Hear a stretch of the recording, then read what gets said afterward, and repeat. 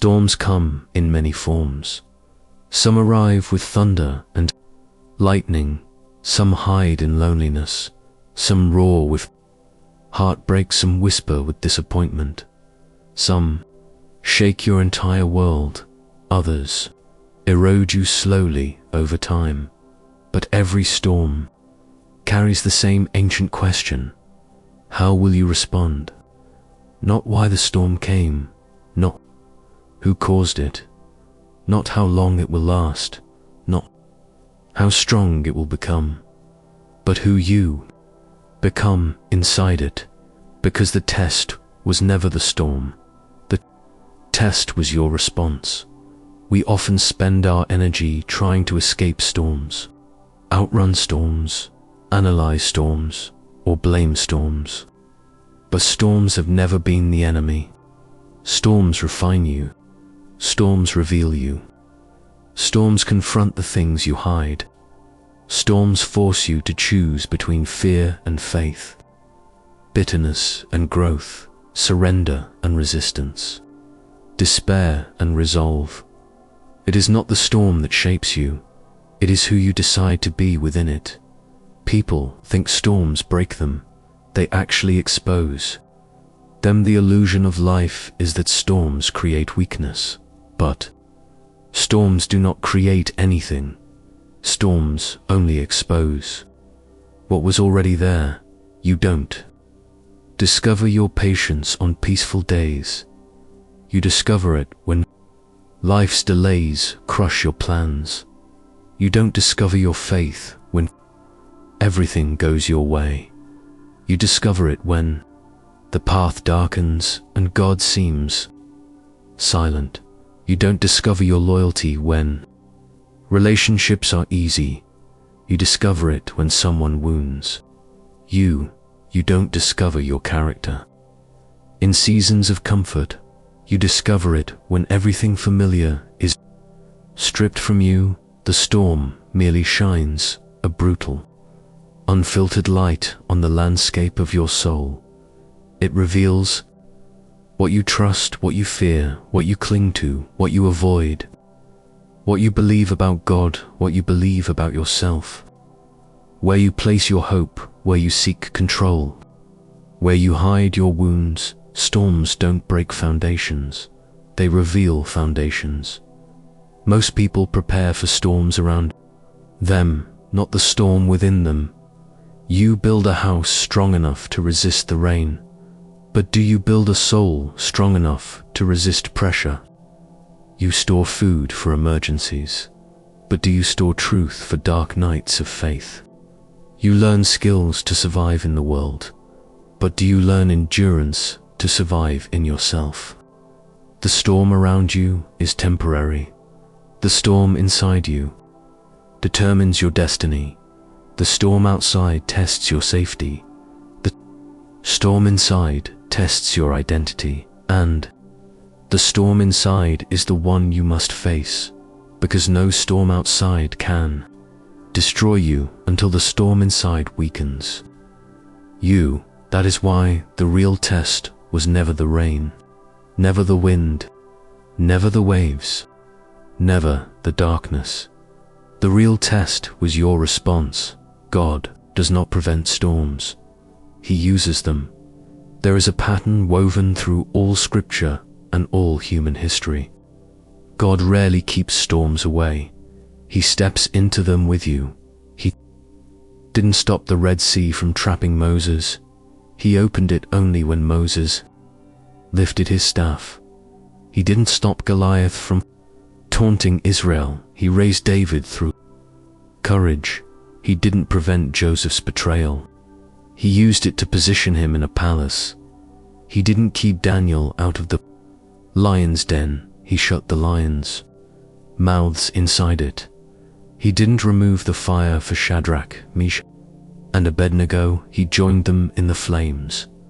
He didn't silence the storm on the Sea of Galilee immediately. He waited until the disciples panicked. Why? Because the storm was not the test.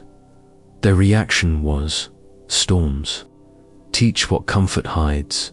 Storms strengthen what peace softens. Storms awaken what routine NUMBs. God uses storms not to destroy you, but to rebuild you into someone who cannot be destroyed. Storms force you to decide what you truly believe when everything is calm. Belief is easy. You don't need to confront your doubts. You don't need to fight your fear. You don't need to trust deeply. But storms yank you into spiritual honesty. You can say you trust God, but storms measure that trust. You can say you forgive, but storms reveal your wounds. You can say you're strong, but storms test your strength. You can say you have faith, but storms expose the foundation of that faith. Storms do not ask intellectual questions. Storms ask heart-level ones. They ask, do you trust God when you cannot feel Him? Do you still walk forward when you cannot see the way? Do you still worship when everything collapses? Do you still love when love costs you? Do you still believe in purpose when life feels aimless? Do you still hold on when letting go feels easier? The storm is not the examination. Your response is. The real battle was never the storm. It was your internal conversation. What breaks most people is not the storm itself. It is the thoughts they choose in the middle of it. Storms stir up inner dialogues. I'm not enough. This is hopeless. God forgot me. Nobody understands. I'll never recover. It's too late. Maybe I deserved this. Maybe everything ends here. These thoughts are more destructive than the storm outside. A storm can shake your environment. A thought can sink your soul. A storm can damage your surroundings. A thought can rewrite your identity. A storm can knock you down. A thought can keep you down. The enemy does not need to destroy your life. He only needs you to surrender during the storm. And the moment you surrender your response, the storm wins. Your response determines the storm's outcome too. People can face the same storm and walk away with two completely different outcomes. One emerges bitter, the other emerges wiser. One collapses, the other climbs. One curses God, the other clings to Him. One loses faith, the other rediscovers it. It is never the storm that decides your story. It is always your response.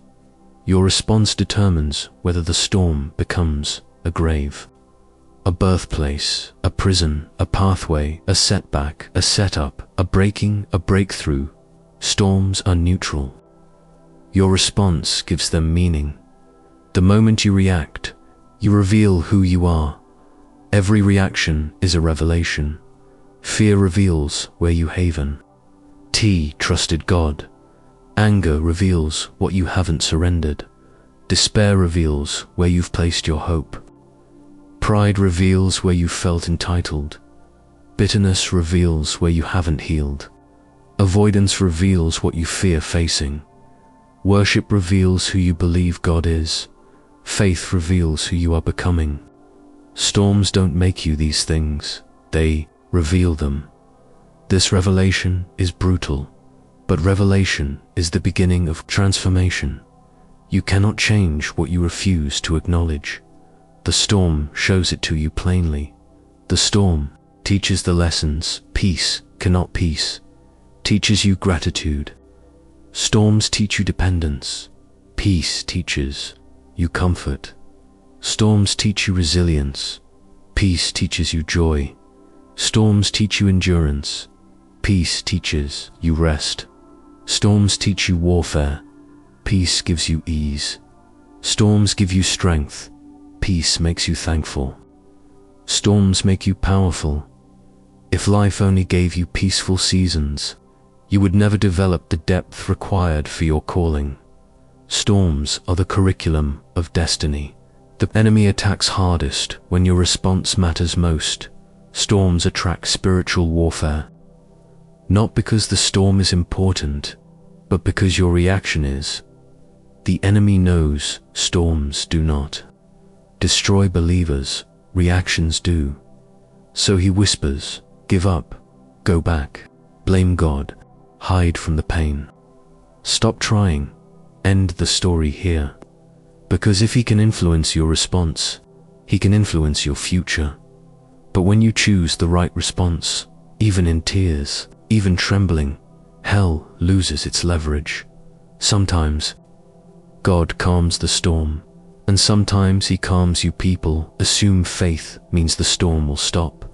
But sometimes faith means the storm continues and you stop breaking inside. God is not always interested in calming the situation. He is often interested in strengthening the soul.